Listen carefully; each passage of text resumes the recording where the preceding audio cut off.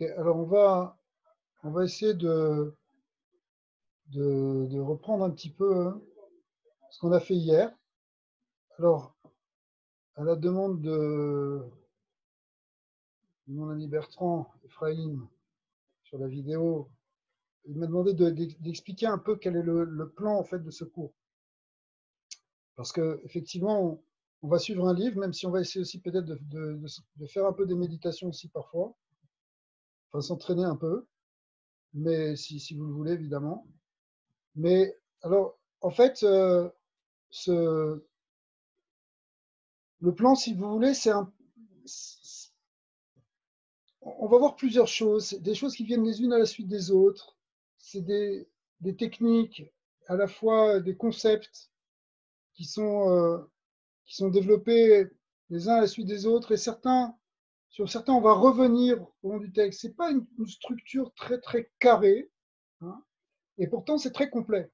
C'est-à-dire que on va voir dans ce cours quelque chose qui ressemble plus à un shiur de Chassidut, où on parle d'un sujet, puis on y revient un peu plus tard, avec un peu plus avec un autre regard, en rajoutant des choses. Ça, si vous voulez, c'est un peu ça. Maintenant, le contenu, dans les premiers cours, on va voir, bon, on a parlé un petit peu hier, la notion de concentration, on va voir après la notion de respiration, on va voir la notion de rêve, et puis on va approfondir cette notion de bitou dont on a parlé précédemment. On va voir un peu leur dimension, tout ce que ça peut représenter, jusqu'où ça peut nous amener. Et en fait, après, on va développer divers aspects de cette méditation kabbalistique sur les lettres, sur les nombres, enfin sur plusieurs choses qui sont utilisées, sur des symboles qui sont utilisés, comment les utiliser, comment cette science des lettres. Après, même il y a un peu plus loin dans les textes, on verra même certains aspects de cette Rochma de Otiyot, ce qu'on appelle aussi des aspects qui ont été développés par Rabbi Abraham Abou-Belafia, comme Matapirut, comme des sujets qui concernent en fait le travail sur les lettres et évidemment sur les noms divins et sur les Shemot Akedoshim qui vont être en fait au cœur de cette méditation, même si c'est pas, encore une fois, comme on l'a expliqué hier, c'est pas, ça peut paraître un peu grand, mais c'est pas si difficile que ça, au contraire. Alors, ce qu'on a vu précédemment, c'est que le, le, l'idée, en fait, c'est d'arriver à la Chokhmah. On appelait la Kabbalah, ça s'appelle Chokhmat Kabbalah. Et la Chokhmah, c'est quelque chose qui est une perception directe. Contrairement à la Bina, qui est une réflexion, et quand on dit réflexion, ça pourrait s'écrire de deux manières, c'est-à-dire à la fois comme une réflexion intellectuelle et comme une réflexion lumineuse, où les choses se réfléchissent d'un côté vers l'autre, où on passe d'un aspect à l'autre tout en renvoyant en quelque sorte l'idée d'un côté et d'un autre. Ça, c'est le côté de la Bina. Par contre, la Chokhmah, c'est plus une perception directe, comme une vision où on perçoit tout d'un coup.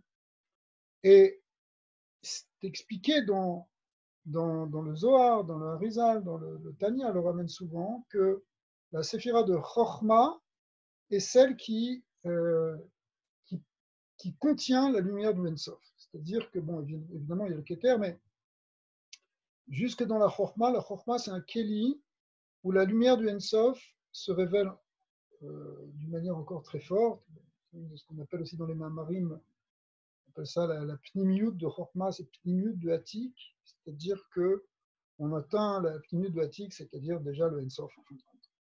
Alors, c'est intéressant, c'est que finalement, après ça, cette lumière de Chokhmah, elle se diffuse dans les autres sphirotes, jusqu'à descendre dans Malchut, et après dans les mondes inférieurs, mais à ce moment-là, elle vient avec ce qu'on appelle des levushim, c'est-à-dire, effectivement, il y a des écrans, on va passer par si vous voulez, des machalim, des symboles, des choses qui cachent quelque part cette lumière, même si ça permet d'en avoir une certaine asaga, une certaine perception. Mais cependant, cette lumière, elle est à ce moment voilée. Alors que dans Chokhmah, eh bien, elle se dévoile. Et donc, le, le, le but de la Kabbalah, c'est de nous unir avec cette lumière. C'est ça l'idée de faire un yichud. Dans le mot yichud, il y a l'idée d'unification. En fait, ça va aussi assez loin. Ça aussi, par exemple, ça va être un des sujets qu'on va aborder. La notion de yichud. Qu'est-ce que signifie le yichud? Et en tout cas, le but finalement, c'est d'arriver à ce yichud ou à cette vekout, cette unité qu'on pourrait trouver dans cette dimension de Chokhmah. Et on a vu déjà que cette notion de Chokhmah passe par la notion de Bitou. Alors maintenant, Chokhmah, c'est un niveau, Chokhmah est dans un niveau de, comment dire, Chokhmah, c'est un niveau qui est déjà élevé dans les sphirotes. Alors, le chidouche qu'on va avoir, c'est que pour rentrer dans la Chokhmah, en fait, on va rentrer par la Malchut, par la première séphirote. Alors, la Malchut, dans les séphirotes, on voit c'est celle qui est tout en bas. Et ça va être la porte d'entrée. C'est la porte d'entrée pour rentrer dans ce monde séphirotique, dans ce monde divin. Et vous voyez, Chokhmah, c'est là. Chokhmah et Keter, on n'a pas vraiment encore expliqué la différence entre Chokhmah et Keter, mais ça viendra. Mais pour atteindre donc ces niveaux supérieurs, parfois on représente aussi la Chokhmah comme, enfin, la Chokhmah, on la place comme la sphira supérieure. On commence les 10 sphirotes en partant de Chokhmah. On dit Chokhmah, Bina, Da'at. Et on ne pense pas à Keter, c'est Chokhmah qui est la première. Donc finalement, Chokhmah représente ce niveau, quelque part le niveau le plus élevé, qu'on compte Keter, qu'on compte pas Keter, peu importe, on ne va pas entrer dans ça. Mais l'idée, c'est qu'il faut rentrer par la porte d'en bas et qu'on ne peut pas accéder directement aux sphirotes supérieures sans passer par la Malchut, qui est le premier niveau. Alors, ce premier niveau, pour l'atteindre, excusez-moi, ouais. Alors, pour l'atteindre, c'est ce qu'on va voir aujourd'hui, c'est-à-dire la manière dont, comment est-ce qu'on peut parvenir à cette notion de, de Malchut. Comment est-ce qu'on peut rentrer dans la Malchut? Encore une fois, j'ai l'impression que j'emploie des termes un peu kabbalistiques, un peu difficiles, mais il faut s'habituer un peu à ces termes symboliques. Après, ça va venir assez vite. Il y a un point aussi qu'on avait vu, qui est très important, c'est que cette Chokhmah est synonyme aussi de oneg, c'est-à-dire c'est le vrai plaisir spirituel. Donc quand on est dans Chokhmah et lorsqu'on arrive à s'y installer, finalement, on n'a plus la souffrance du monde, on sort du néga. Vous savez que le Sefer Yetzirah dit que les oneg, la manière d'écrire oneg, ça peut se transformer en mot néga. Néga, c'est la paix, c'est la plaie, c'est-à-dire la souffrance. Et quand on est arrivé dans Chokhmah, on a transformé toute la souffrance de l'existence. On le retrouve dans le oneg véritable qui est celui de la dvekout avec le divin. Alors, on en est là. Vine Sod Arishon. Est-ce que vous l'avez tous sur l'écran? Ça se voit? C'est clair? בעניין זה, ולדעת שכדי להיכנס לבחינת חוכמה, צריך לירד למרכבה. Il faut descendre, c'est une expression qui est très ancienne, qui est dans le Talmud, qui est l'idée de descendre dans la Merkava. La Merkava, c'est la structure des séphirotes. Et donc, cette structure des séphirotes, on a vu dans les sphirotes que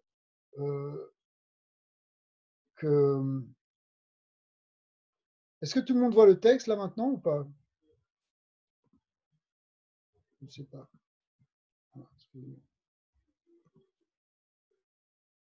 Voilà, c'est mieux là? Comme je ne vous vois pas, je ne sais pas en fait. Alors, pour descendre dans les séphirotes, en fait, on va commencer. Il faut descendre dans la mer. C'est une expression qui s'appelle descendre dans la Merkava. Merkava, qu'est-ce que ça veut dire Merkava? Merkava, on traduit souvent par le chariot divin. On connaît la vision de Ézéchiel dans son Sefer où il raconte la vision du char, de la Merkava. Et depuis, c'est resté cette expression du Maasé Merkava, qui est les secrets justement de ce chariot. Sauf que ce chariot, il représente au niveau supérieur, en fait, la structure des séphirotes du monde divin, du monde d'Atsilut. Cette structure de Séphirot est appelée Merkava. Le Ramchal dit pourquoi ça s'appelle Merkava? Parce que le mot Merkava vient du mot Arkava, qui veut dire une composition. C'est la composition, c'est la composition complexe, si vous voulez, des Séphirot qui s'oppose à justement la Arkava, ce qui est Mourkav, ce qui est composé, ça s'oppose au Pashut. Le Pashut, c'est-à-dire le simple et le composé. Le simple, c'est le Ensof. Maintenant, le Ensof, il va apparaître par les séphirotes qui vont s'appeler justement la Merkava parce que c'est la composition des forces qui vont se structurer entre elles pour à la fois créer ce monde et pour diriger ce monde. C'est-à-dire que Dieu utilise la structure des séphirotes, qu'on appelle la Merkava, pour créer et diriger le monde. Alors, quand on dit descendre dans la Merkava, hein, c'est une expression justement qui veut dire descendre dans les séphirotes, c'est-à-dire se mettre au niveau de la plus basse sphira, qui est, comme on l'a dit tout à l'heure, la séphira de Malchut. Et donc, on va rentrer dans cette Merkava par la porte de la Malchut. Vous avez cette expression de Yered Merkava, on dit aussi que le Navi, par exemple, quand avant de prophétiser, souvent il mettait sa tête entre ses genoux. On voit ici dans le Talmud ou même dans le Zohar des gens qui mettent leur tête dans leurs genoux pour faire cette idée de descente. C'est ce qu'on retrouve, de descendre justement pour rentrer par la porte d'en bas. Et par la petite porte, si vous voulez, la porte d'en bas qui est la porte de la Malchut. Et on voit aussi que lorsqu'on fait Nephilat Apayim, c'est-à-dire après la Hamida, il y a l'idée de faire Nephilat Apayim chez les Ashkenazim, ils mettent carrément la tête dans leurs mains, sur la table, et ils s'affalent en quelque sorte, pour faire cette descente, parce qu'on va essayer de rentrer maintenant aussi, c'est cette même idée de descendre pour pouvoir mieux remonter. Alors, il faut expliquer, pour expliquer ça, c'est que l'homme, il correspond à ce qu'on appelle Bechinat Za, Zeranpin. Zeranpin qui veut dire le petit visage, qui dans les structures des séphirotes est ce qui, dans les structures des séphirotes est composé en fait des sphirotes inférieures, des sphirotes d'en bas, mais en dessous, il y a la Malchut. Voilà.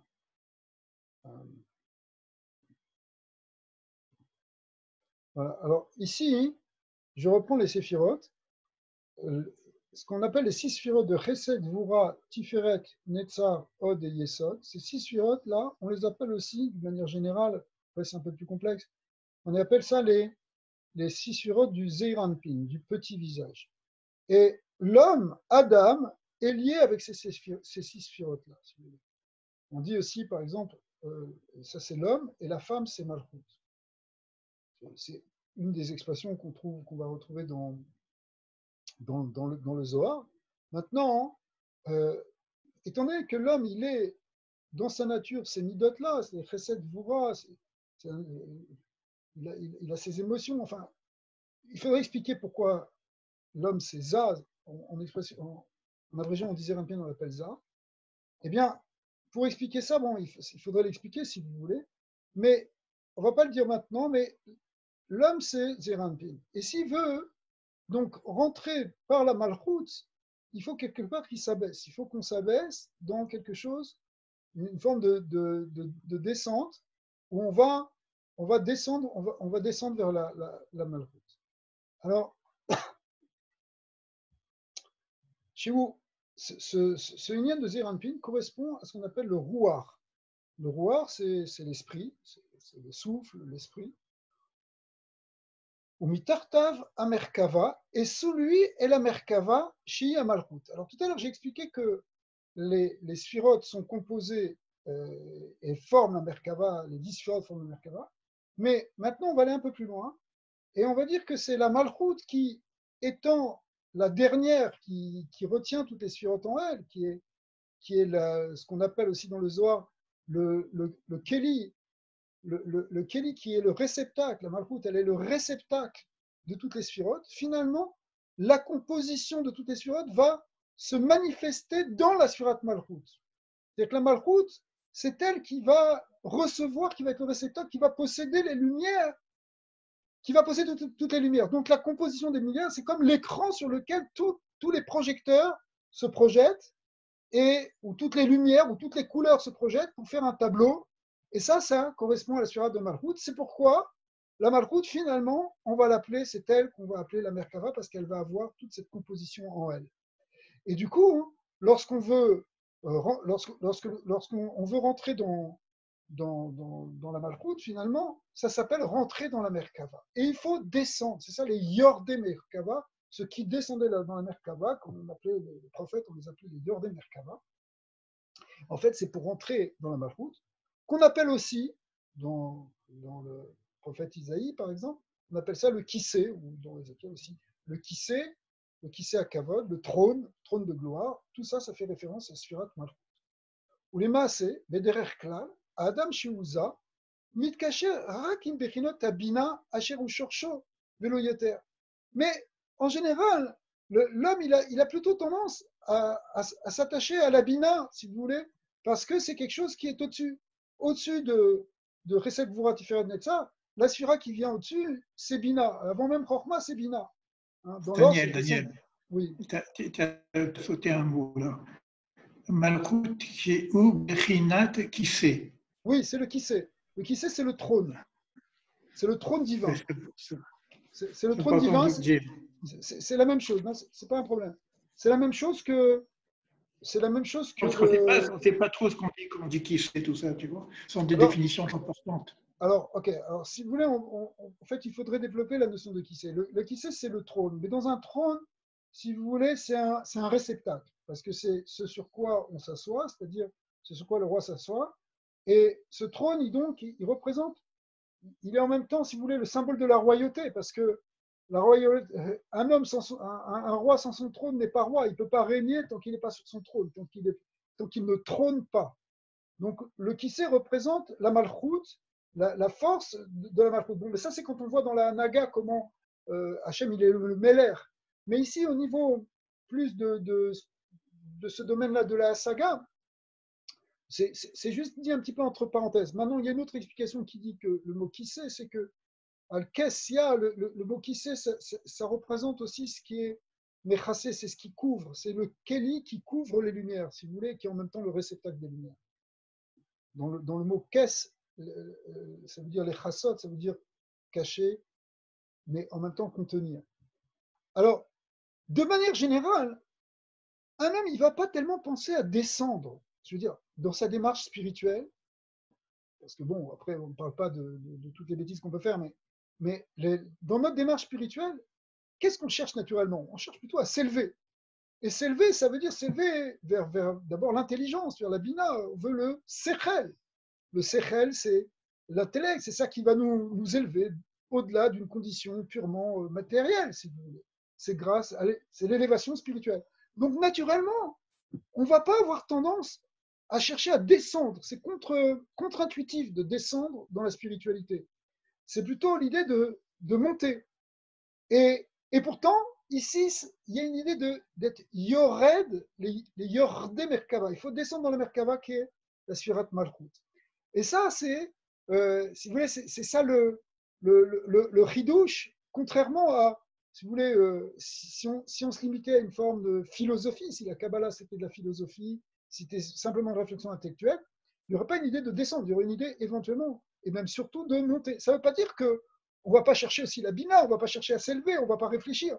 Mais si on veut rentrer dans la chorma, regardez le ridouche, eh bien, ce n'est pas par bina qu'on va passer, il faut rentrer par Malchut, il faut faire un autre chemin. On va voir qu'il y a un autre secret, c'est que la chorma, elle a une connexion spéciale, très spéciale, il y a un canal direct entre chorma et Malchut, comme c'est marqué dans le pasouk, que chorma techae ba'aleya, mais aussi Abba Yesad Barata, c'est le père qui est la Chorma, qui est le fondement de la fille qui est la Malchut. Hein. Chorma correspond à Abba, Bina correspond à Ima, Zeranpin c'est le Ben, mais la Bat, c'est qui la Bat? La Bat Sheva, la Malchut, eh bien, elle est liée directement avec son père, ou comme c'est marqué dans le Sefer Abaïr, le grand Sefer de Kabbalah, à peu près la même époque que le Zohar, eh bien, le Sefer Abaïr explique qu'il y a un lien spécial entre le roi et la princesse. Et le roi, c'est Sphira de Chokhmah, et la princesse, il y a un amour spécial entre la Chokhmah. Il y a une relation spéciale entre le roi et sa fille unique, la princesse. Et c'est pour ça que quand on va pouvoir entrer par la Malchut, on pourra avoir accès à la Chokhmah. Mais pour revenir à ce qu'on était en train de dire, il y a donc il y a donc ici quelque chose de contre-intuitif, c'est qu'il va falloir descendre. Au lieu de, naturellement, comme on serait tenté de le faire, essayer de monter. Daniel, Oui. j'avais vu, moi, qu'il y avait une relation directe de Malchut avec Bina. Ah, Le Vav reliait les deux haies, le haies de Malchut et de Bina. C'est un chidouche que tu apportes ici. Ce que j'avais vu, moi, qu'il fallait d'abord relier les deux haies avant d'arriver à Chokhmah. Là, tu dis qu'on peut y aller directement. On court-circuite en oui, Bina, oui, c'est tout le monde. absolument, absolument. Absolument. Là-bas, c'est qu'on est, on est effectivement, il y a une relation très spécifique entre Bina et Malchut. Hein. Même la Bina, on va voir sur d'autres schémas qu'on pourra voir que la Malchut, en quelque sorte, est elle-même découle directement de Bina.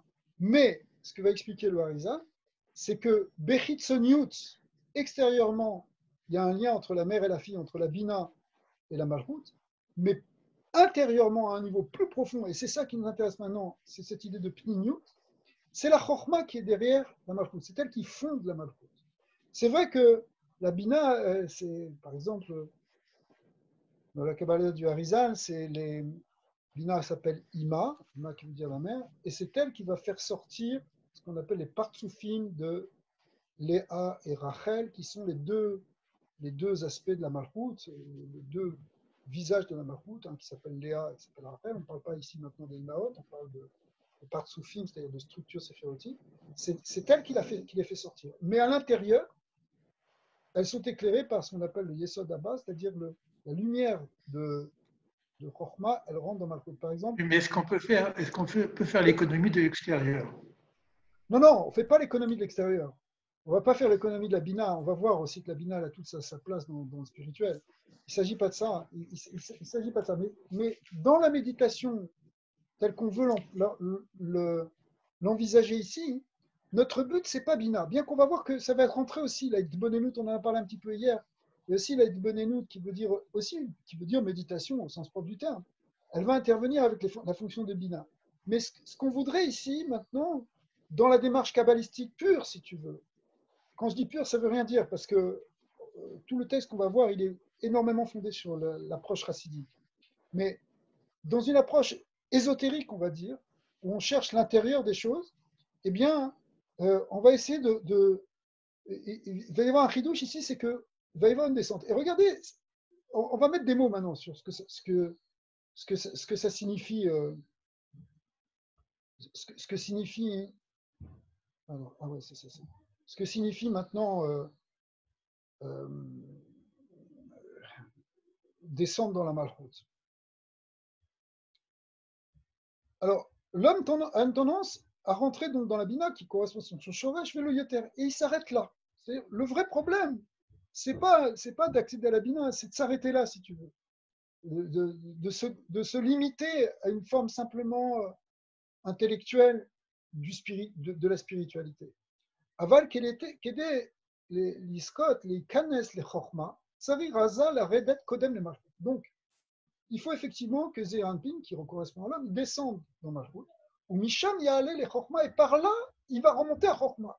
Alpi Akla, comme c'est marqué dans le Zohar, Vayamenna, de Abba Yassad Barata, Abba, qui veut dire le père, qui correspond à Chorma, Yassad, il fonde, Barata, la fille, Shei Malchut, qui est la Malchut. Donc il y a un lien fondamental entre Chorma et Malchut. Aïnou Shem Malchut, Magia les Chorma. Ça signifie, ce passage du Zohar, qu'à partir de la Sfirat Malchut, on peut accéder à Chorma. Ou à Maftea Raikari Be'inyan Asagataor. Si on veut percevoir la lumière, ce qu'on appelle Asagataor, eh bien, ça c'est la clé fondamentale. La clé fondamentale, c'est qu'il faut descendre dans la Malchut. Alors maintenant, qu'est-ce que c'est descendre dans la Malchut? Parce que tout ça, pour l'instant, c'est un schéma, mais c'est vrai que la Malchut est placée en bas, etc. Mais qu'est-ce que ça veut dire concrètement? Ve'ata nevaer chez malchut ibechinat nefesh. Malchut, ça correspond au nefesh. Qu'est-ce qu'on a dit que l'homme est? On a dit tout à l'heure, l'homme c'est ça, et qu'est-ce qu'il nous a dit? C'est essentiellement le rouah. Vous qui connaissez très bien les 5 niveaux de la nefesh Haba, ça commence par nefesh, ensuite il y a rouah, ensuite il y a neshama, chaya et yechida, mais les 2 premiers niveaux c'est nefesh et rouah. Or nefesh correspond à malchut, rouah correspond à za, zeranpin. Et donc, si on veut descendre dans la malchut, il faut descendre au niveau du nefesh. C'est-à-dire le nefesh, c'est une partie plus basse que notre esprit, que notre mental, que notre... le mot rouar ici, c'est l'esprit vivant, si vous voulez. Et il faut descendre au nefesh. Nefesh, c'est quelque chose de plus physiologique. C'est une partie de l'âme qui a d'âme ou un nefesh, le sang et le nefesh, c'est-à-dire qu'il y a une relation entre le physique, le physiologique, avec cette partie de l'âme qu'on appelle nefesh. Et donc c'est vraiment une descente, parce qu'effectivement on descend dans quelque chose de plus primordial en nous, lié même avec le côté animal. Veinyana ou koharadimion. Et dans les facultés de l'âme, eh bien, cette faculté s'appelle le koharadimion, c'est-à-dire la force de l'imaginaire. L'imaginaire, ça fait partie aussi des forces de la neshama au sens global, quand je dis neshama, mais c'est relié avec cette partie de l'âme qui s'appelle nefesh. Et d'ailleurs, il dit entre parenthèses, une illustration de ça, c'est des zéou chez Yeladim Ketanim, chez Bechinat Nefesh, Bechinat Malchut, Mesachekim ou Medamienim, Kol Mine Dimionot. Les enfants, ils n'ont pas encore développé le rouar tellement, ils sont plutôt au niveau du Nefesh. C'est que c'est en grandissant qu'on va acquérir les niveaux supérieurs. Eh bien, puisqu'ils sont encore au niveau du Nefesh, ils jouent beaucoup à des jeux imaginaires. C'est-à-dire que, voilà, on joue, on imagine, on va jouer, je sais pas, au pompier, au médecin, peu importe, on va imaginer des choses, et ça, c'est son monde. Il est dans le monde imaginaire de manière plus naturelle. Pour l'éduquer, nous, on va essayer de le tirer de cet imaginaire pour le faire entrer dans le rouard, dans la logique, dans la structure de la pensée, d'accord? Qui est déjà, parce qu'on va dire, tu veux devenir un homme, alors maintenant, il faut que tu commences à apprendre, et on l'envoie à l'école, et on lui fait apprendre les bases, les bases intellectuelles. Mais Nefesh, mais pour l'instant, il n'est qu'à niveau de Nefesh, donc il est au niveau de l'imaginaire. Et donc, effectivement, c'est pas parce qu'on a grandi que notre Nefesh il a disparu, non, il reste là. Pas simplement en tant qu'enfant intérieur, comme disent les psychologues, mais il y a une partie de la partie de Nefesh, elle n'est pas détruite parce qu'on a construit le rouard. Au contraire, elle va devenir, elle est le premier étage, et puis le rouard, c'est le deuxième, ça se construit. Évidemment, on parle ici quand on parle d'étage, etc., c'est symbolique, mais l'idée, c'est que la partie de Nefesh, elle est en nous. Et on va essayer on va l'utiliser, on peut l'utiliser dans la Avodat Hashem et dans la Avodah de la Kabbalah. Il y a tout même les Baalei Moussar ont parlé, ont expliqué qu'il ne faut pas détruire l'imagination. Il y avait des gens qui étaient tellement contre l'imaginaire, même dans le judaïsme, qui se sont opposés, parce que l'imaginaire, ça peut t'emporter n'importe où, ça peut par définition, c'est faux, puisque c'est une imagination.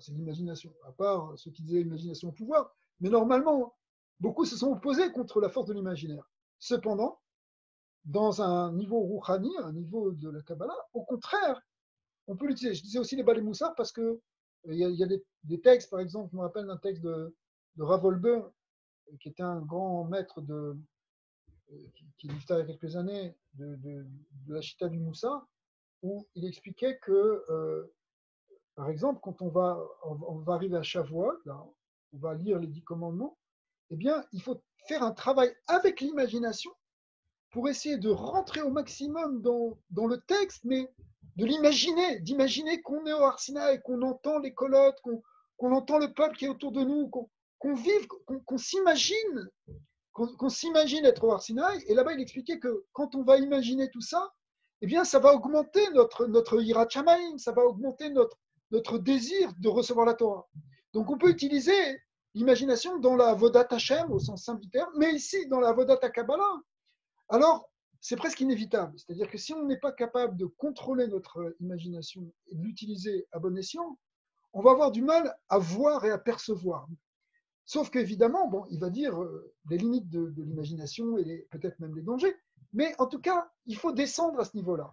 Et on comprend bien que c'est une descente par rapport à quelqu'un qui serait plutôt dans la réflexion, dans la logique. ולכן המלכות נמצאת מתחת לאדם. Donc la malchoute, elle se trouve sous là. Ven ou marchivota. De manière générale, on ne le considère pas tellement. L'imagination, je ne sais pas, maintenant c'est un peu plus à la mode dans les grandes entreprises, on pousse les gens à imaginer des choses, des solutions. Mais sinon, on te demande d'être carré. D'accord. Et donc on laisse de côté l'imagination, on laisse ça pour les enfants. Bieto maker chez Dimion, vélo émet, parce qu'on se dit c'est de l'imaginaire, c'est pas de la vérité.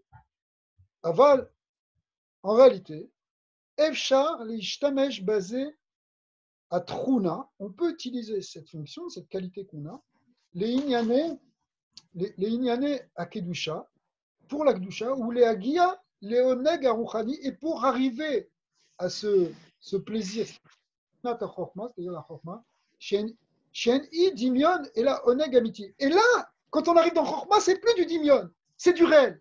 C'est du réel spirituel, c'est du réel, c'est du Oneg véritable, si vous voulez. Tu sais que c'est la technique qui est utilisée en rêve éveillé dirigé. Hein. Ben oui. Le RED, en sophrologie, moi je m'en sers beaucoup pour atteindre l'inconscient spirituel. Voilà, c'est ça, Khazak. On retrouve cette idée-là, la base, bien sûr. Et en même temps, on sait très bien que c'est qu'un moyen, quelque part, d'accéder à quelque chose qui est. Ici, tel que c'est présenté, c'est que c'est une porte. Il ne s'agit pas de se perdre dans l'imaginaire, il ne s'agit pas non plus de. Ce serait peut-être un certain risque, si vous voulez, de commencer à imaginer des choses. Non, il faut arriver à comprendre le Emet. La Chokhmat Kabbalah s'appelle aussi Chokhmat Emet. C'est la science de la vérité. Donc il faut qu'on touche le Emet, mais qu'on les touche directement. Mais on va utiliser ce Koradimion comme effectivement dans ces techniques de psychologie où, j'imagine, tu travailles pour rentrer dans les profondeurs, en fait, quand on dit les profondeurs de l'inconscient, c'est en même temps, dans notre langage, on va appeler ça les profondeurs de l'être. Ouais. Alors, maintenant, כדי להצליח לירד למרכבה שהיא בחינת המלכות, צריך בתחילה ללמוד מה הם הכללים של המלכות שהיא בחינת הנוגבה. Alors, il faut un peu, si vous voulez, des préambules, c'est-à-dire comprendre qu'est-ce que c'est la malchoute. On dit malchoute, ok, c'est dimion, c'est nefesh, mais comment ça fonctionne? C'est quoi? Il y a quelques klalim à savoir, quelques règles. On l'appelle aussi la nougva, pour le langage du Zohar. C'est le côté féminin, effectivement, par rapport au côté masculin qui était Zeir Anpin, le petit visage, l'homme, qui lui est plus le côté intellectuel. Ben là, le côté du nefesh est vu comme quelque chose de plus féminin, donc de plus. Ouais. Excusez-moi. Ok. Alors, Réchit, Tsarir Lida, qui a Nukva Nikra Bechinat Yeshiva. Dans le Zohar, on explique que ce côté féminin, ce côté du Nefesh, ce côté de la Malchut, s'appelle aussi Yeshiva. Yeshiva veut dire assise, le fait d'être assis littéralement. Alors que Zeir Anpin, donc ces sphirotes qui sont au-dessus, elles sont appelées Nikra Bechinat Amida, le fait d'être debout. Vous savez que dans la tfila, il y a des règles, il y a des moments où on doit être assis, des moments où on doit être debout. Par exemple, la tfila de Amida, ou quand certaines brachot, on se met debout, et d'autres, on a plutôt tendance à se mettre assis. Par exemple, aussi dans le chauffard, bien que de nos jours, on est pratiquement debout tout le temps dans les tkiyot de chauffard, mais il y a les premières qu'on fait, s'appelle les tkiyot de yeshiva, où on est assis littéralement, et celles après les tkiyot de Amida. Donc, ça représente des niveaux. Donc ici, Malchut s'appelle Yeshiva. Bekor Alicha, pardon. Alors que, qu'est-ce qui se passe dans une Yeshiva, littéralement, normalement, c'est que dans une Yeshiva, lorsqu'on est assis, on est fixe. Alors que quand on se met debout, a priori, c'est pour se mettre en marche. C'est-à-dire que Zeir Anpin, qui est le Kohar à Amida, il est en même temps le Kohar à Alicha. C'est justement ce qui va nous mettre en mouvement. Et effectivement, le mental, il est tout le temps en train d'avancer. Il bouge tout le temps. Qui Adam, Rotse, la Lechet, Velalot, Midarga, les Darga. On veut monter de degré en degré, on veut avancer. Par contre, le côté Nukva, qui est le côté féminin, qui est plus lié avec la notion de le côté passif, si vous voulez, eh bien, Nukva Rotsa Yeshiva. Au contraire, le féminin, il veut les yeshiva, c'est le fait de se poser. Et bon, on connaît bien tous ces marines de Chassidut qui expliquent que tout avance toujours par des mouvements et après, au contraire, des moments où on se pose. Il n'y a pas, par exemple, c'est une grande erreur de croire qu'on puisse avancer spirituellement d'une manière linéaire en montant tout le temps. Non, il faut que ça monte, ça redescend. C'est comme des cycles où on monte et on descend. Donc il y a une idée de monter qui est l'idée de se mettre en mouvement et descendre, c'est au contraire, on se pose. Se poser, c'est la chevet, c'est la yeshiva, c'est le fait de se. C'est ça la malchoute. Alors la malchoute, c'est la force ici qui est au contraire, on va arrêter le mouvement. Alors par rapport, alors si on dit que le mouvement du rouar, c'est le mouvement du mental qui va d'une idée en une autre et qui se met en mouvement, au contraire, la malchoute, elle va être ce qui va arrêter le mental, ce qui va arrêter la pensée, ce qui va la fixer. Sa force, c'est ce qu'on appelle le ikouv en hébreu, ikouv qui veut dire retenir. Elle va retenir le mouvement. La reine, yesh benukva midat haikouv. Elle a c'est quoi la nukva, la malchoute, encore une fois? Eh bien, elle a cette force du ikouv d'arriver à fixer les choses, à les bloquer, à les bloquer. Et ça, c'est très important parce que la méditation, elle va commencer, voilà, on est en train de toucher dans le point, par l'idée de fixer sa pensée sur un objet, sur un symbole. Il y a un autre nom qui est employé par les Mekoubalim anciens. On appelait ça la hakika. Hakika qui veut dire, en fait, on traduirait maintenant de manière moderne, on dirait par l'idée de concentration, le fait de se concentrer, c'est-à-dire de se fixer sur quelque chose, on se concentre sur un point, sur une idée, sur un symbole. Hakika venant du mot chok, qui veut dire graver, c'est-à-dire quand on grave aussi, on fige. Donc c'est une idée de fixation de la pensée. Viunyan zeshel ikuv autoréayon, donc c'est effectivement retenir, bloquer une pensée, vedimion ou une image, bemoar, dans le cerveau, beofen sheino oler al-a, de telle sorte que, eh bien, cette pensée, elle s'arrête, elle arrête d'avancer. Et là, Nishar Sham Beotomakom, et au contraire, elle va rester à sa place. Donc, le Maftea Rishon, la première clé pour entrer, c'est être capable de fixer son esprit, fixer sa pensée sur une image, sur un symbole, on va voir. Alors, ok, ça c'est un malroute. Mais de l'autre côté, on a dit qu'on va utiliser l'imaginaire, puisqu'on va imaginer quelque chose, on va prendre une image, par exemple. Ça pourrait être imaginer une lettre, visualiser une lettre à l'intérieur, et garder notre pensée dessus. C'est un exemple. Mais d'un autre côté, attention, c'est la date qui, kamouvan, olam adimion, keshela atzmo ou makom mesukan. Il y a un certain danger quand même dans l'imagination. Makom mesukan, c'est dangereux. Pourquoi? Bioto makom akarov les klipa, parce que c'est quelque chose qui peut être proche en même temps de ce qu'on appelle la klipa. Les Mekoubalim n'aiment pas tellement dire le mot klipa, qui veut dire les corps, ils disent kali, pour ne pas le dire entier, parce qu'on ne veut pas éveiller des forces négatives. Mais donc le kali, on va le dire comme ça, comme les Mekoubalim, eh bien, c'est l'écorce, c'est-à-dire c'est les forces extérieures qui sont basées beaucoup sur l'imagination. On voit très très bien que tout ce qui est fantasme, tout ce qui est tout ce qui peut au contraire nous éloigner de la dimension spirituelle et du divin, eh bien, ça peut être aussi, ça vient justement de ce kali, ça vient de cette clipa. Donc, l'imaginaire, il peut aussi basculer, si vous voulez, dans une espèce de rêverie stérile qui va, au lieu de nous rapprocher de notre essence et de trouver la vérité, au contraire, on va se vautrer dans des images, dans quelque chose, dans une rêverie, si vous voulez. Et donc, c'est ça le danger. Et ça peut même aller vers ce qu'on appelle des hirourim des choses sur lesquelles on ne devrait même pas mettre notre pensée.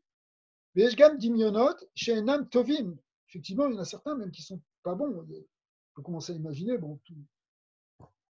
Malheureusement, le monde est rempli de ça, hein, je veux dire, de choses qui sont évidemment pas bonnes. Uprat, les sakana chez Eshbahem, le yiga misé les choses. Et à part, si vous voulez, le danger qu'il y a de tomber dans des ch'touillottes, dans des bêtises, à part ça, il ne va rien en sortir. C'est-à-dire le yiga misé, les choumoneg, on ne va jamais retrouver ce plaisir essentiel de faire un avec l'être suprême. Rouchani, omakom chez Bigdusha.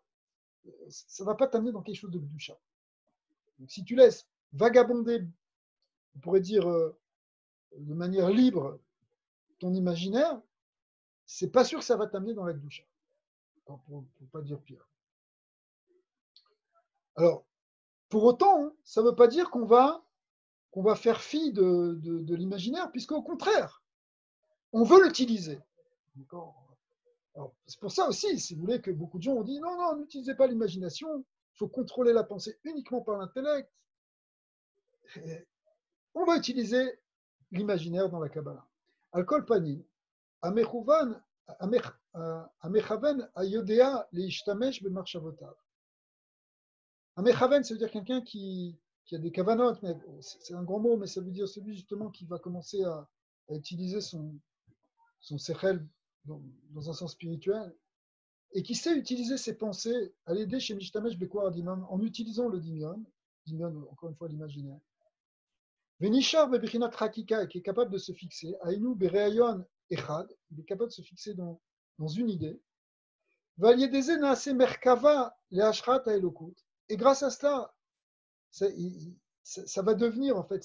Alors regardez bien, cette pensée qui vient de l'imaginaire, mais qu'il a réussi à contrôler, elle peut devenir maintenant un support, Merkava ici veut dire support ici, un réceptacle, pour que réside le divin. C'est-à-dire que le corps adimion, quel corps à Malchut, dans l'homme, il devient le réceptacle des lumières divines. Dans Kalar Pitre Chorma, le Ramchal explique dans Petar Yudalet que c'est ainsi que les Nevi'im, les prophètes, recevaient leur Nevoua. Ils travaillaient sur ce corps à Malchut, ils travaillaient sur ce corps de leur Nefesh, de l'imaginaire, et grâce à cela, ils recevaient ces informations, ces lumières, cette perception.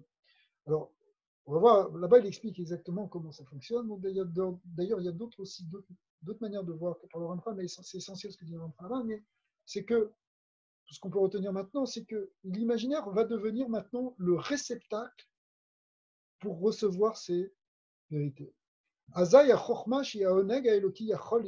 Et du coup, la chorma, qui est ce plaisir divin, il va pouvoir résider là-bas. Donc on retrouve le lien direct entre chorma et malchut.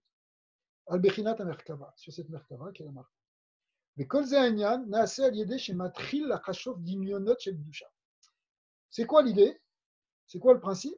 C'est que il faut, c'est en méditant, enfin en pensant, on va dire pour l'instant, des dimyonotes, des images, des choses imaginaires, mais des choses imaginaires au niveau de la Kedusha. Kimo les machal, l'achshov, à la Kadosh Baruch Hu, par exemple. Ça peut être simple, penser à Dieu. Voilà, or, à Mesovev et à Adam. Comme c'est marqué dans certains soirées, mais c'est ramené justement dans Sharet Kedusha, que tu peux imaginer que tu as la lumière divine qui t'entoure. C'est imaginaire, parce que pour l'instant, tu ne la vois pas. Mais tu vas t'imaginer ça. Ou tu penses à Kadosh Baruch Hu, comme c'est marqué ici dans le Tanya. Tu vas développer ta pensée sur la grandeur de Dieu. Et tu vas essayer de fixer ta pensée sur ça. Donc au départ, c'est de l'imaginaire parce que tu ne vois pas Dieu. Tu ne vois pas cette lumière. Mais pourtant, le fait que tu vas utiliser ton âme, ton nefesh pour méditer, eh bien ça va créer un réceptacle pour recevoir véritablement cette lumière. Et après ça va être une perception directe. Et ça va être un oneg direct. Vezenian, Merumaz, Bepasuk, Bezot, Yavo Aaron à la Kodesh, comme c'est marqué dans le Zohar, Parashat Vaikra. Et c'est sur le Pasuk de Vaikra, le début, mais le Zohar là-bas, il explique que Bezot, Yavo Aaron à la Kodesh. Zot, dans le langage de la Kabbalah, ça représente la Malchut. Zé, c'est Zerampin. Zot, qui est le démonstratif féminin. elle représente la Shrina qui est, pourquoi démonstrative? Parce que c'est ce qui se manifeste. Donc le mot Zot, dans la Kabbalah, c'est un code, veut dire la Malchut. Et bien Bezot, avec le Zot, à la Malchut, Yavo Aaron, El HaKodesh. Le Kodesh, pour ceux qui connaissent aussi, Kodesh représente Chochma. C'est-à-dire, si tu veux rentrer dans la Chochma, qui est le Kodesh, Kadesh Likol Bechor, c'est celui-là de Chochma, pour rentrer dans la Chochma, ça passe par Zot. Donc ça, c'est un peu un code qui est marqué dans le Zohar. Ve'inu bebechinat Zot, Shia Malchut, Yavo Aaron à la Kodesh, Aaron pour rentrer dans le Kodesh, Bechinat Chochma, Shiuar, quand on dit Aaron, c'est l'Avdavka, Aaron. Alors,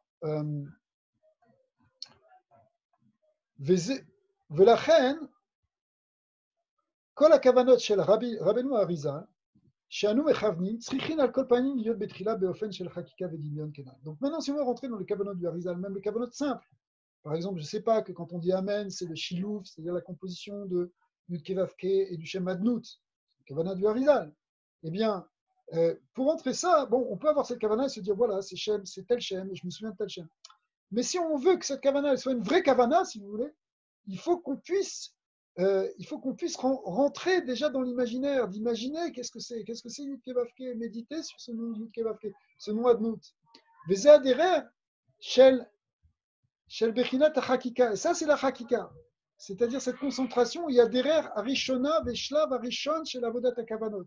C'est-à-dire pour entrer dans les kavanot, la première étape, c'est être capable de se concentrer et arrêter sa pensée sur une idée, sur une image, sur un nom, sur quelque chose. Et nous, l'ilmod, les shaot amarshava ou les takev sham, savoir comment mettre et arrêter sa marshava, sa pensée sur ça, sur ce qu'on veut en fait. À ce moment-là, la kavana, elle va pouvoir commencer à agir quelque chose. C'est-à-dire que si tu veux être mitkaven, le nom Yud Kevavke dans Baruch Ata Hashem, Yud Kevavke, eh bien, il faut que tu arrêtes ta pensée sur Yud Kevavke. Que tu commences à imaginer Yud Kevavke. Et c'est un exemple, parce qu'en fait, on va voir. Vine, Keshem Kishemeachedim, Bechinat Amalchut, Beyachadim, Bechinat Abina. Et là, voilà, on arrive à ce que tu disais, Léo, c'est que c'est pas exclusif. Et ça, c'est peut-être maintenant ce qu'on va voir le grand chidouche de la chassidoute, c'est d'utiliser la chorma avec la bina. C'est-à-dire là, ici, la malchoute qui permet de rentrer dans la chorma, mais on va l'utiliser aussi avec la bina. Shikor et bonenout, c'est-à-dire vraiment la méditation au sens philosophique du terme, où on médite sur un concept, ou kishemishtamshim, bekor et bonenout, azé, imbechinat malchoute, lorsqu'on va unifier ces deux choses. C'est pas que la bina, on en fait l'extraction, mais d'abord, il faut savoir arrêter la pensée. Et après, il faut savoir tourner autour de cette pensée. D'abord la chakika veikouf, c'est-à-dire on bloque la pensée. Et après ça, on va avoir une idbonenout, on va méditer sur cette pensée. Azai, shneyem beyachad naasim koar gadol, ayachol liftoar le'adam et ora chorma. Alors ça augmente, quelque sorte. Et ça donne une grande force pour rentrer dans le hors et pour ouvrir la lumière de chorma. Shiu or oneg aruchani, qui est la lumière du plaisir, du délice spirituel. Ou les fisés, kekol sheyesh yoter idbonenut, car gam efshar letzayer yoter bekoar adimion degdusha. Et donc, en fait, la idbonenut, plus elle va être là maintenant, plus elle va permettre. Et c'est pour ça que c'est intéressant aussi de lire des choses ou de réfléchir, de lire tous ces sfarim qui vont te parler de la chose pour après pouvoir avoir des éléments aussi pour réfléchir. Mais en unifiant ça avec le Kohar Haïkouf, c'est-à-dire de bloquer sur la pensée sur un objectif, sur une image, alors plus on va utiliser ces deux forces, eh bien, car Gam et Charles et Tsaïr Yoter Bekoar Adimion Degdusha, on va pouvoir imaginer plus, ça va renforcer, la Bina, elle va renforcer la Malchut, si vous voulez, dans le langage de la Kabbalah, ou Misham Niftoar Velezakot Od Yoter Leoneg Aruchani. Donc pour entrer dans Chorma, qu'est-ce qu'on vient de voir? Il faut passer par la Malchut, qui est l'idée de descendre dans le Kohar Adimion, dans la force de l'imaginaire, et se concentrer dedans, et essayer de maîtriser cette imagination par la concentration. Mais si on vient renforcer ensuite, dans un second temps, par l'aide de Bonenout, c'est-à-dire une méditation intellectuelle sur ce symbole, c'est-à-dire qu'on va réfléchir sur ce symbole, et bien là, tout d'un coup, ce symbole va commencer, ce symbole ou cette kavana, peu importe, c'est la même chose, et bien il va commencer à s'ouvrir et à dégager une certaine lumière, qui va être la lumière de la Gdusha, la lumière de la Chorma, qui va briller sur notre Neshama, et on va percevoir et on va comprendre des vérités à un autre niveau que ce qu'on aurait pu avoir si ça avait été simplement au niveau purement intellectuel des choses. Alors, je vous propose de faire une petite méditation. Déjà, voilà, on va méditer maintenant sur une lettre, qui est la lettre E. La lettre E, elle correspond d'ailleurs à la sphira de Malchut. Et on peut voir dans Talmud dit que le monde ressemble à un E où on peut descendre facilement, on peut se perdre d'une certaine manière, mais il y a une porte pour rentrer qui est vers le haut, c'est-à-dire qu'on peut rentrer par la Teshuvah en haut. Mais le E représente la Malchut, effectivement, parce qu'elle va être au contact des mondes d'en bas. Et effectivement, on a vu qu'il peut y avoir ce qu'on appelle une certaine achisa de la Klippa, que ça peut être un certain danger. Mais d'un autre côté, c'est une porte en même temps qui nous permet d'accéder au plan supérieur, de cette lettre E. Elle correspond à la Chokhmah, c'est que la Chokhmah est aussi représentée par un patar, c'est l'ouverture spirituelle, c'est de là que sort la lumière. Donc en fait, la porte, quand on a dit que la Malchut, c'est le côté de l'imaginaire, quelque part, il faut y rentrer par la petite porte. Et il faut faire attention de ne pas descendre par cette grande porte qui serait si vous voulez, justement, on se perd dans notre imagination et on retombe dans les choses de ce monde, des mondes inférieurs, du monde physique. Mais au contraire, on rentre par cette petite porte et on accède au plan supérieur. Alors voilà, par exemple, on peut essayer ça on la voit, mais si on ferme les yeux et qu'on essaye de méditer et de visualiser cette lettre E,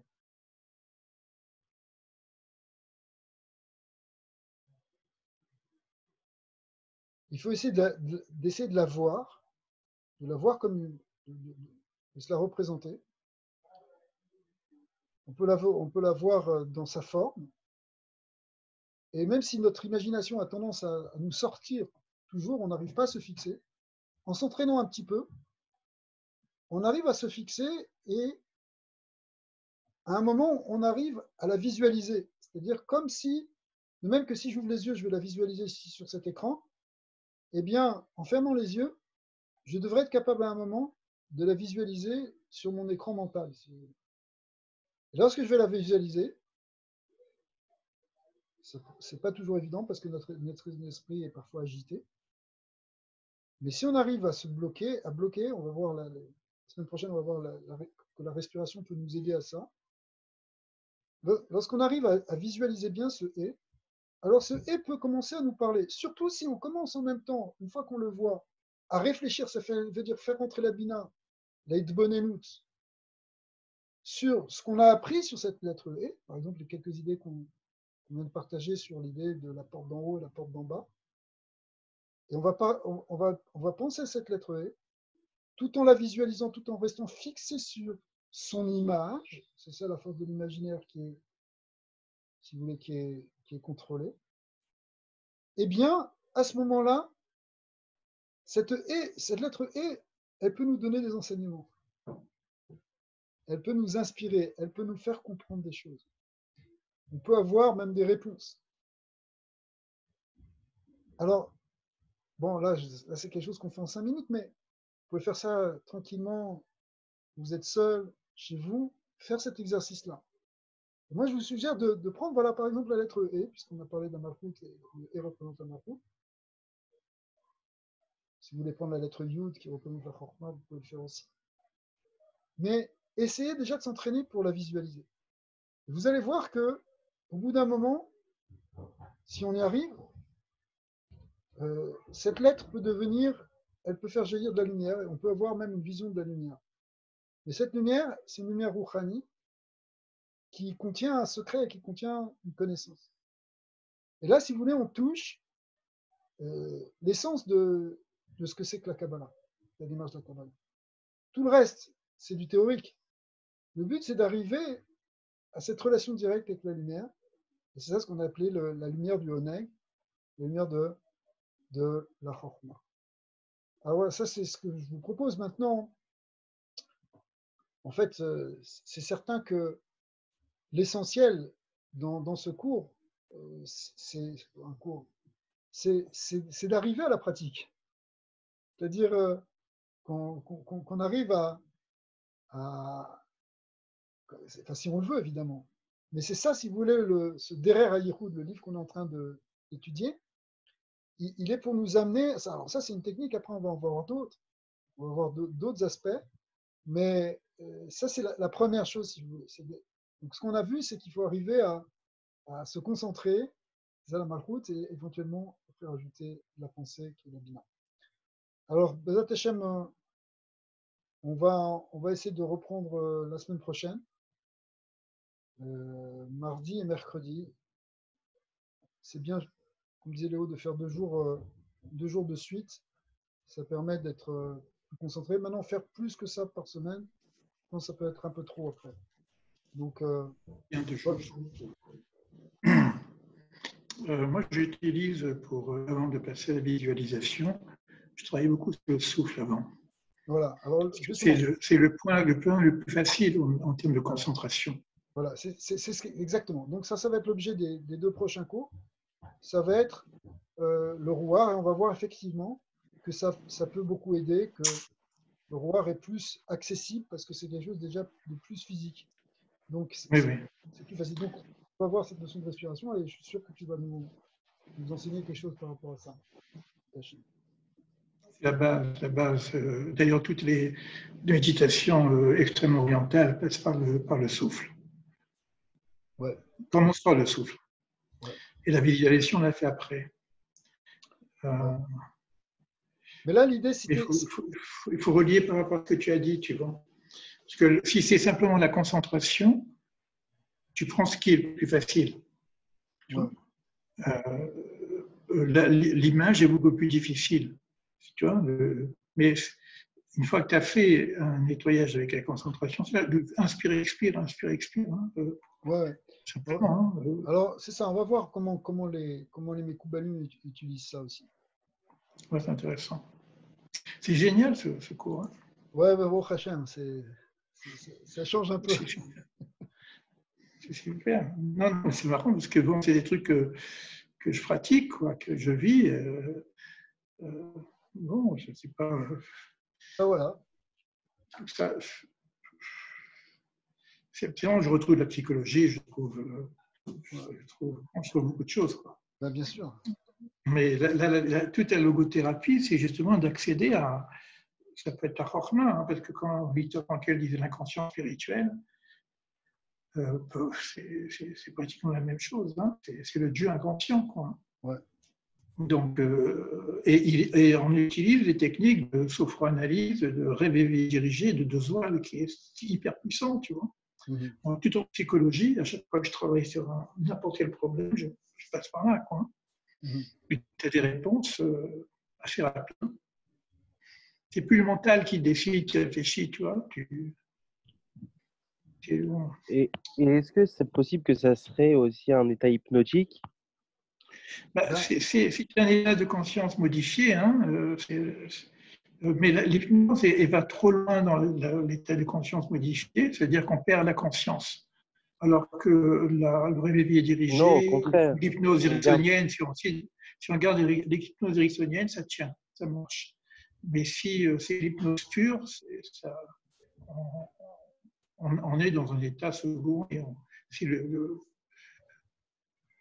en tout cas, moi, je ne conseille pas l'hypnose pure, je considère soit le rêve éveillé dirigé, soit la sophroanalyse, soit l'hypnose ericksonienne. D'ailleurs, l'hypnose pure, c'est un problème à pied halacha.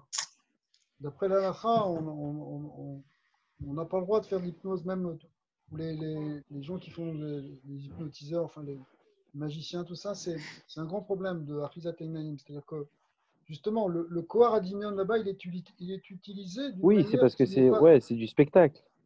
Du spectacle, mais c'est aussi, bon, même si c'est pas du spectacle, d'ailleurs c'est une question dans la thérapie, même c'est une marloquette à poskim, comment on peut l'utiliser dans la thérapie, parce que comment tu vas contrôler le Kohar Adimion, comment il va être orienté par rapport à quoi. Ici, l'idée dans ce qu'on voit dans cette démarche de Kabbalah, c'est de diriger en fait le Koradimion, de l'utiliser pour toucher le point central qui est le côté du divin.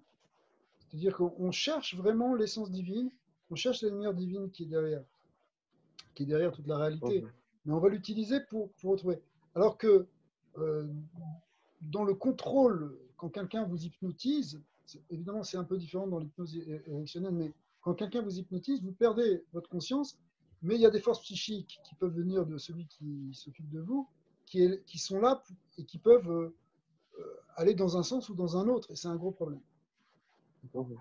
Alors dans la thérapie, d'utiliser dans la thérapie, ça peut être une manière d'accéder à des mémoires profondes, des connaissances. Moi qui ai expérimenté les deux, en thérapie, je vois vraiment la différence qu'il y a entre l'état de conscience modifié et l'état hypnotique.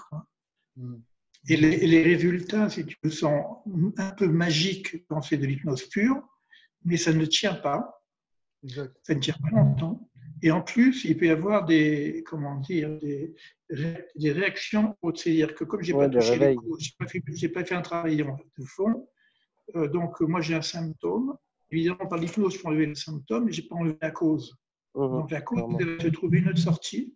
Et des fois, la sortie qu'elle va t'apporter non, comme clairement, solution. Je ne disais pas que l'hypnose est on va dire, un point final je parlais en termes de méditation, ça veut dire en termes de stratégie et de technique d'hypnose, ça ressemble un peu. Ça veut dire en fait, quand on disait par exemple tout à l'heure, on disait comme quoi pour atteindre la chorma, il fallait avoir donc cet état on va dire d'imaginaire. C'est le même principe que dans l'hypnose. Il faut avoir cet état d'imaginaire. Quand on dit il faut stopper et rester conscient sur cet état imaginaire, ben, c'est aussi le même principe dans l'hypnose. Ça veut dire il faut contrôler, entre guillemets, et orienter pour rentrer. Donc, ça veut dire créer une faille à un moment donné pour pouvoir rentrer dans cet état, on va dire, modifié de conscience où on est complètement conscient, entre guillemets, parce que on a. Benjamin, tu es en train de parler de l'auto-hypnose. C'est pas l'hypnose. Parce que c'est toi qui le contrôle. C'est pareil, si c'est l'auto-hypnose, ça marche. Ce que tu dis, c'est juste. Parce que c'est toi tu te mets en auto-hypnose, donc c'est un état méditatif. Oui, non, parce que j'ai compris. En fait, mais c'est pas d'hypnose, c'est pas quelqu'un qui te met en hypnose. Non, ça c'est l'auto-hypnose dont tu parles. C'est juste. Benjamin, c'est Benjamin que je connais ou c'est quelqu'un d'autre? C'est possible. C'est possible qu'on s'était eu il y a un moment donné en ligne. Non, parce que j'ai vu un élève qui s'appelait Benjamin. J'ai vu un élève qui s'appelait un copain d'ailleurs de Daniel. C'est Daniel qui me l'avait envoyé. D'accord. Ah non, du tout. Moi, c'était Rafi qui m'avait envoyé un ami à lui qui cherchait à vouloir travailler avec David Lefrançois. Pas vous. Avec David Lefrançois. Ah oui, Lefrançois. Un très bon coach. Ok, Chazak. Chazak à vous.